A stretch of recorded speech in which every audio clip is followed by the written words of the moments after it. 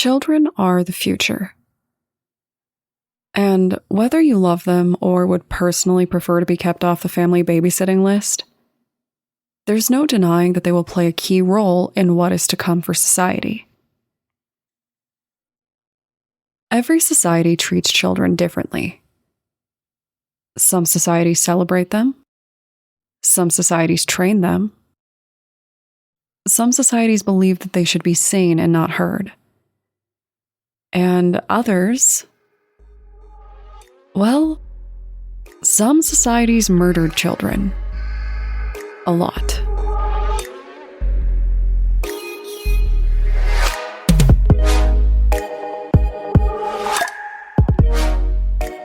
My name is Brianne, and I'm the host and creator of Among the Dirt and Trees, a show where we explore true crime cases that occur out in nature. In today's episode, we're going to travel back 5 centuries to discuss the mass child sacrifices in ancient Peru. This is really less of a true crime story since it wasn't technically illegal at the time, but we're going to talk about all that murder and what archaeologists believe drove them to it.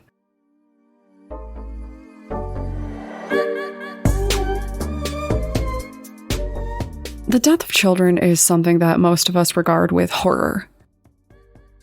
I don't think that anyone would really blink about having to take out Damien from The Omen or even a young Tom Riddle after what he did to those kids in the caves, but outside of children fueled and possessed by literal evil, most of us are of the opinion that children should be protected. The thing is that it's pretty unclear when major societies decided that was the case. And a lot of people feel like governing bodies don't care about children as much as they claim to. But in this case, we're not talking about the modern world. We're talking about a time in Peru where everything was different. We're talking about the Chimú Empire.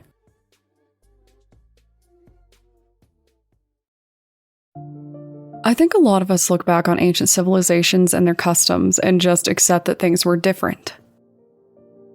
And things were absolutely different at the point when these sacrifices were made. Things were actually pretty bad for the Chimú Empire, and they were desperate for help.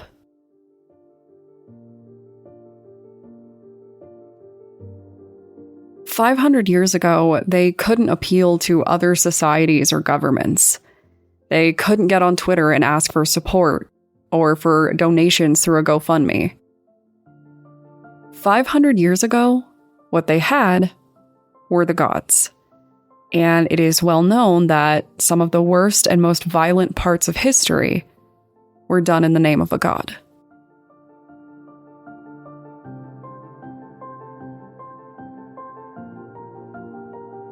When you think of a mass sacrifice, how many people do you think of? 20, 30, 60, 80? In this case, the Chimú sacrificed 140 children and 200 baby llamas. In 2011, we found the bodies. At least, some of them.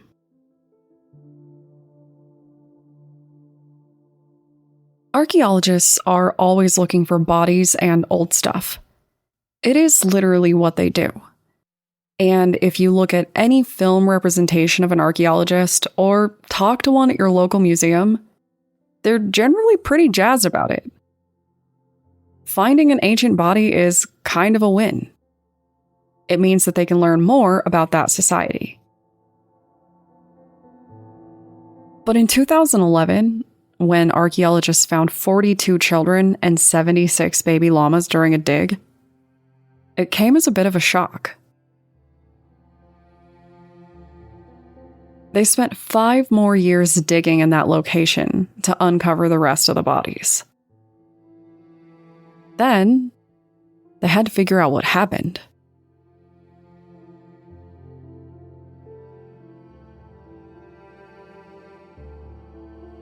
People die, And ancient societies didn't have modern practices like we do. So the bodies just kind of stay there. Throughout history, plenty of mass graves have been found. But a mass grave of only children and baby animals? Well, that is enough to catch some attention. The condition of the bodies only added to it.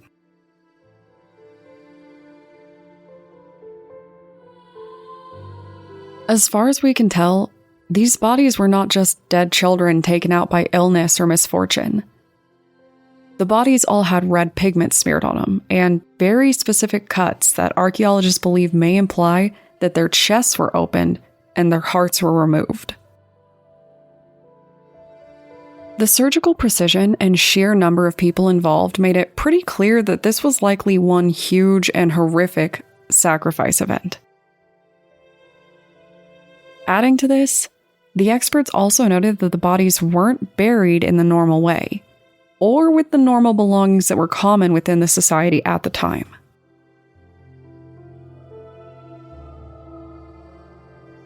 Estimates show that the children were most likely between the ages of 5 and 14, and the llamas were generally under 2 years old. And these children weren't just from one area either. Their research suggests that children may have been sent from different parts of the Chimú Empire, like one centralized location received child sacrifices from different areas. Archaeologists even believe that they found the path that the children and animals walked to their death. So, we have to ask, right? What could possibly make an entire society agree to slaughter their children and so many animals?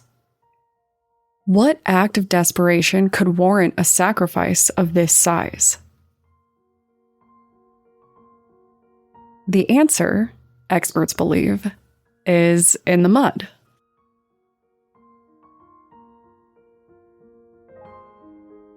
Humans have a fairly complicated relationship with mud. We love it on certain types of cars and hate it on others. We get mad when it's on our shoes, but pay people to put it on our face or to let us sit in it at a spa. Today, mud is generally considered to be an inconvenience at worst.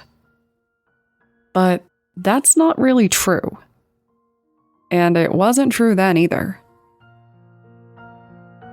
Mud can be dangerous. It can move like a river and level civilizations.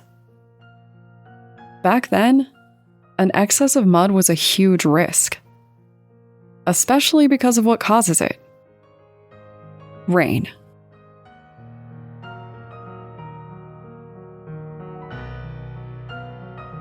Bad weather can often feel like less of an issue for a lot of us. With hybrid and remote work, a lot of people can choose to stay home when the weather is bad. If weather blocks off shipments from one place, we can often get them from another. Back in this society, that wasn't the case. Rain could cause rivers to swell and wash away entire chunks of civilization. It could drown people. And even worse, it could drown plants, leaving people with no food. A drought is a problem, but too much rain is destructive. The prevailing theory here is that, based on a sizable layer of mud, the society sacrificed these children and animals to appease the gods and stop the rain. The rain was doing so much damage that they decided that this would be the only way to convince the gods to stop it.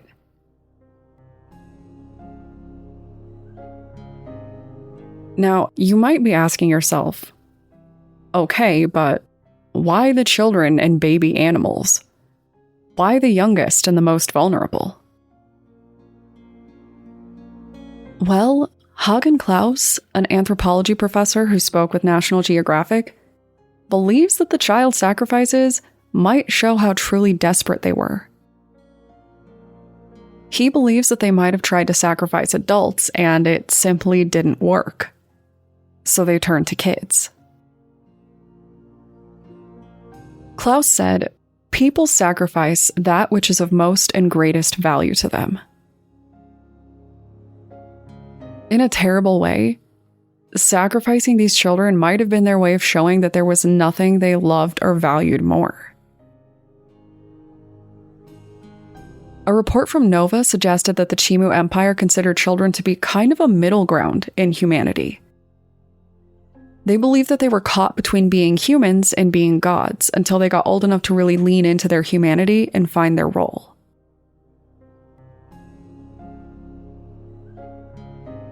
Maybe, in their own way, they thought that they were sending the kids to something better.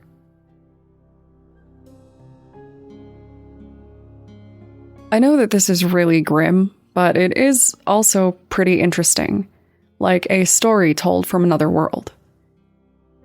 It makes me wonder what people will look back on us for in 500 years. What unimaginable sacrifices are we making simply because the world sometimes feels out of our control?